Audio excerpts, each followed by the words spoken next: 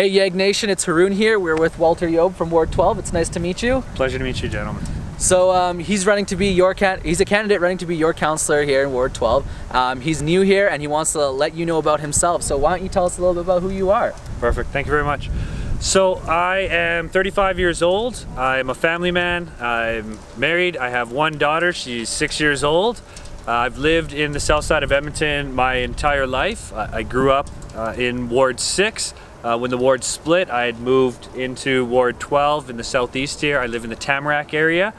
Being able to represent this part of the city is something that would be a great honor for me. This area of the city is near and dear to my heart. I've seen it grow and prosper since I was little.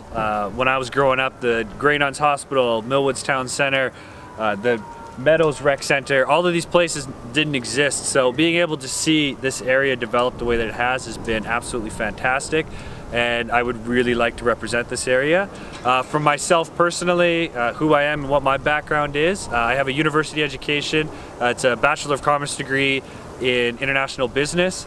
For my career right now, I work in project management and logistics, which is one of the things that finally made me decide to go into politics. I've just seen a lot of issues with the way that projects are handled, all the way from the procurement side right through to completion and ongoing maintenance with those. So I think that my background and my training will really help me be able to fix some of those problems. And I just came to a point where I figured, you can complain about the issues or you can do something about them. That's beautiful. Yeah, I've been hearing a little bit about how the bidding system is problematic with the city of Edmonton. Definitely. So you brought us out here to the Meadows Recreation Center. So why did you bring us out here and what does it mean to you? So the reason that I picked this location for filming is that this is a major accomplishment for our side of the city. The Millwoods Rec Center, which was the only rec center that we had on this side of the city, is aging. It was built at a time where a lot of the extra physical activities and community events and these kind of things weren't really considered in a rec center. It's a gym, it's racquetball, it's a pool, and that was it. The Meadows Rec Center really is a center gathering place for our community. Communities from all around here, from Tamarack, the Maples, all the way down to Ellerslie right now, because unfortunately they don't have a rec center yet, are all coming to this area for more than just physical health. It's also for mental health. There's community events that are held here. There's outdoor areas like the spray park in summer. In a couple months here, when we're in our deep freeze of -30 that we all know is coming, just around the corner there, they have free outdoor skating for community members with a heated change room and just a lot of great facilities. There's also all around us here where you guys can't see, but behind the camera, there is open fields for soccer and football and any other event that you want to have. And it's a really great area to be able to say that we have this in our neighborhood and that we've grown as much as we have to be able to have something like this. There's also the Edmonton Public Library in here, which is great for students studying, great for families like myself. I know that my family's down here at least once a week getting books for my daughter. And yeah, it's just an amazing place to have. So that's why I thought that it would be great to highlight a facility like this. Yeah, well, Ward 12 is a big place and it's got some pretty cool stuff. So actually, speaking about Ward 12 in particular, our viewers may not know what the issues really are in Ward 12, what issues people want to tackle in this upcoming election. So maybe you can talk about what you think is important in Ward 12 and how you see that you want to fix those things. For sure. So I guess the first thing that I'd like to say is that it's not really so much what I think is important. What I'm really looking for and the reason that I'm running is to try to help bring government back to the people. And so what I've done before I decided to run, and now that I'm running even more so, is really talk to the people in the community, talk to other community league members, talk to parents on the soccer team that I coach, and just talking to people in general. Like I said, I work on this side of the city too, so talking with some of my clients that I work with and other co-workers to find out, what's really bothering them. And, a lot of issues have come up, and I think one of the major ones is, project management. This is a fantastic facility, but we've lost the pool in it for an entire year last year. The pool is shut down again for maintenance.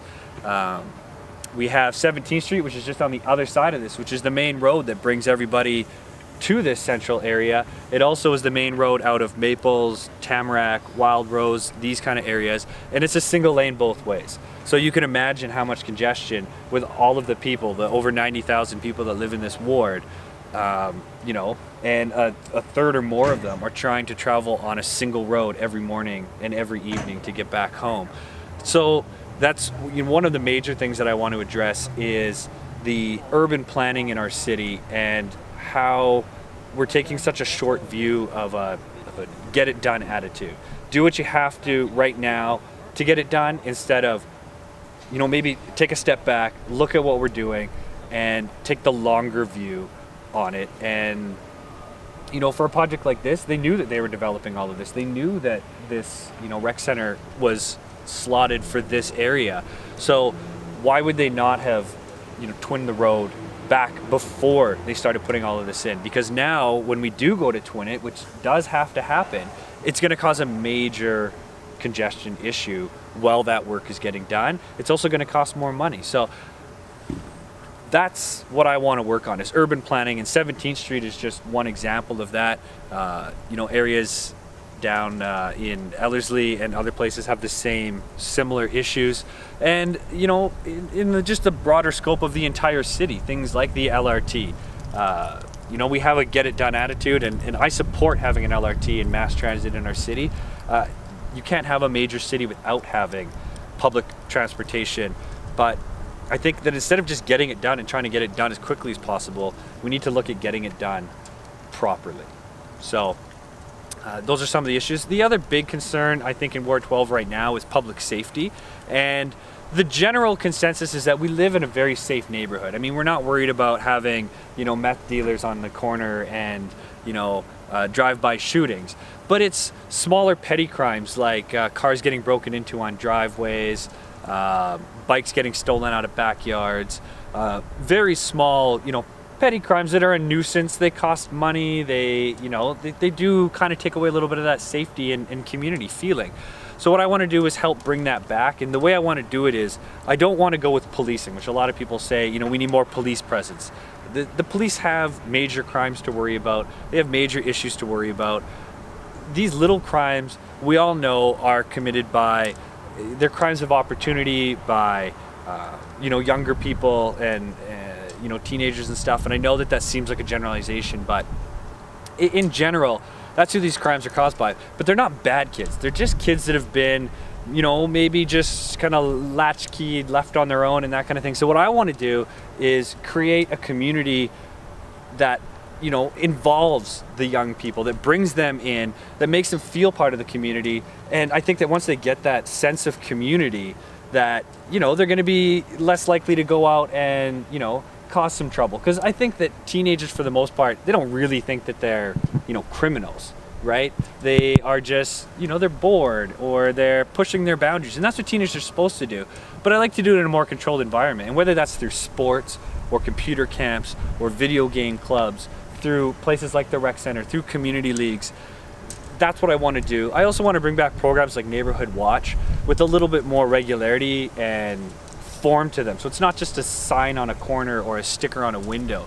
I want to have weekly meetings where, you know, the police do sit down with community league members and let them know, you know, what they can do to be more vigilant, and also let the community know what they're doing in their neighborhood to address some of these issues. So I'd say that that's what I'm looking at.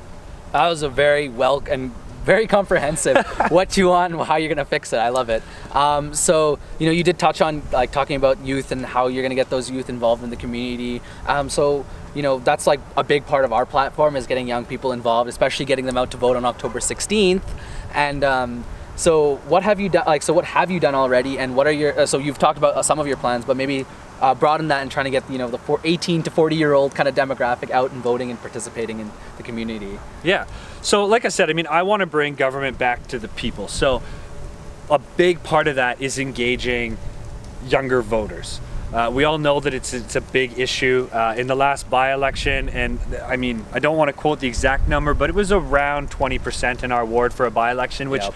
you know, by-elections are always a little bit lower turnout because there's not quite as much hype in the media around them and these kind of things. And our last one with 32 candidates, I think just became a little overwhelming for a lot of people. So that might account for, a little bit of a lower turnout. But, on average, the voter turnout is 30%, which to me is too low.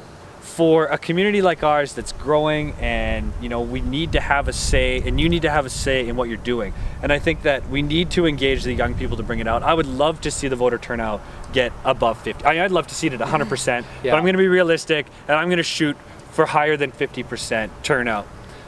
So to engage young people, what I have been doing is using a lot more social media. I'm a younger person myself. I know I'm not that young, but still 35, Young for a candidate. Young for a candidate. So I'd like to think that, I am a little bit more approachable by younger people. I'm reaching out at the U of A. I'm using a lot, like I said, a lot more social media, a lot more Twitter, Snapchat, Instagram, these kind of things to get the community, get the younger community involved and really, reach out to them. I also have, as part of my team coming in, a lot more youth involved in it. You can look at the supporters on my Facebook page. The majority of the people on Facebook are younger people. So I'm just trying to ask them, what do they want? What can I do to make them feel involved? What do they want to see in their community? And I think that that's what's gonna, let them know that they have a voice, right? Just because you're 20 doesn't mean that you have any less say than somebody who's 50 or 60. You have just as much say, and I think in some ways it's even more important because they're the next generation. They're the ones that are going to be in this area, that are going to be growing it, adding to the economy through employment for the next 40 years, having kids here. So knowing their feedback on the school situation and work and play and all of these things is hugely important to me. So like I said, I do want to engage all the way from very young at the elementary age so that they have an experience. I remember when I was a kid that candidates came out to schools and they actually, they spoke to us. It wasn't really campaigning. It was more teaching us, what they're doing, what the democratic process is. But we took it a little more seriously because, as we all know, you don't listen to your teachers nearly as much as you should when you're younger. If you could go back, you change things, but when you're young. But when somebody comes in that, is maybe wearing a suit and does this for a job, you take it a little bit more seriously. And I wish that schools would, try to bring that back in. I remember that what got me involved in first following politics was when I was 17 years old and a civic election was going on. All of the mayoral candidates came into my school and I wasn't old enough to vote. But I still followed it. I did the research. I looked at who was running, and I told my parents, this is the guy you need to vote for because I can't vote for them, right? So that's the way that I think that we really need to, engage. In the short term, for right now, for this election, like I said, it's mainly, social media, being approachable. Every time I get a question asked by anybody, not just youth, but anybody, I'm making sure that I answer all of those questions. For sure. That's awesome. Yeah, you mentioned one of the main reasons we're out here. We're trying to increase those voter turnouts, right? Yes. We want to get the young people out there and voting, and same platform right here. Yeah, and I appreciate the work you guys did, and that's why I reached out to you was, to congratulate you guys on being able to do this. And this is the kind of thing that is going to get people engaged in voting, not just young people. And I know that's kind of your target market, but older people, they're going to see the videos too. They're getting shared out there. They use YouTube just as much nowadays. So I think that it's a fantastic thing that you guys are doing. So thank you very much. Okay, so one more question for you. We are trying to also get women involved in politics and get some cultural diversity, not only in city council, but in communities and getting people involved because council isn't the most diverse place in the world. And so we want to see we want to see women out there, we want to see young people, but we also want to see more cultural diversity. So what have you done in the past and what are you doing to try and get those people out there and participating in the communities? So I see things a little bit differently. I know that people try to, they say that the council isn't as diverse as it could be. And the way that I see it is, like I said, I grew up on this side of the city. I grew up in a multicultural school. you know, from my very first day of school, to me, it was normal to have people of all different backgrounds. And so, you know, I was also fortunate to grow up in a house where, you know, there wasn't prejudice. You know, I was encouraged to, you know, learn about other cultures and to learn about people from different backgrounds. My own personal immediate family right now is a blended family. You know, my wife is of Filipino and East Indian descent, so she came from a very open family as well. So to me, to say that it's not as culturally diverse is, you know, it's hard for me to understand that, because for me, although, you know, I do come from a European background, I don't have the European, you know, viewpoint on things. I am a very multicultural person. It's the way that I see myself. And I think that, you know, I view all members of the society equal.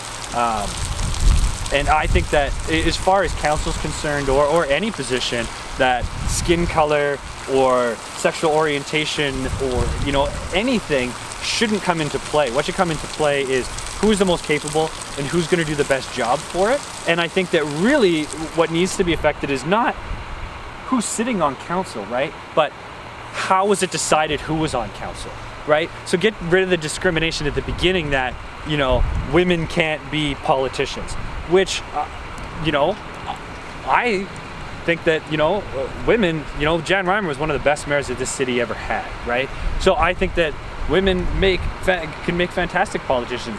I know my wife personally is a very strong-willed, you know, she's an RN that works with children every day. She teaches dance, and she is just as capable, if not more so, than being in a leadership role than I am myself. So I think that instead of focusing on, you know, who's on council and whether or not they're male or female or what color their skin is, it should be, you know, what is the cultural and what is the, you know, opinion of the people that are putting them in there, right? If I'm put in because of the color of my skin, then I find that that is, you know, where we need to fix things. I want to be put into the position, I want to be voted for because of what I stand for, not because of the color of my skin, or, you know, or vice versa. I don't want to not get put in because of the color of my skin. So I look at things a lot differently because I did grow up, like I said, being as young as I am, being where I grew up, you know, culture and skin color and sex didn't matter to me, right? And that goes for all different factors, right? It doesn't matter if you're tall or fit or whatever. I just think it should be based on your ability and what you can do in that position.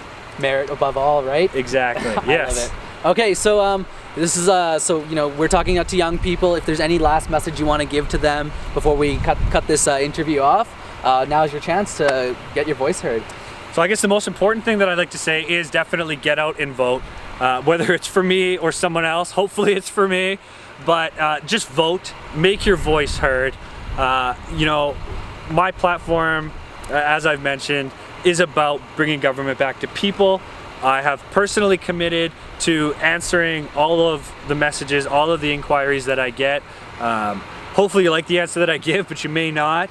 I have a set of principles and values that I live by, and that's, you know, what I'm running on, and that's the way that I choose to govern. And one of those values is that government works for the people. So I will make sure that I am giving weekly updates on my activities if I am voted in. I will release all of my expenses to the public on a weekly basis as well, so that you know what I'm working on, what I'm spending your money on, and that you have a voice on council. And I want to make sure that that same sentiment is passed throughout all of council throughout my term. So get out and vote. Hopefully I can count on some of your support in the upcoming election, and good luck to all my fellow candidates in both the mayoral race and the council race, and I guess the school board races as well. So, and thank you very much for having me today. I really appreciate it. October 16th, guys, get out there and vote. This is Haroon from YEGnation. It's been a pleasure having you guys on here. We'll see you later.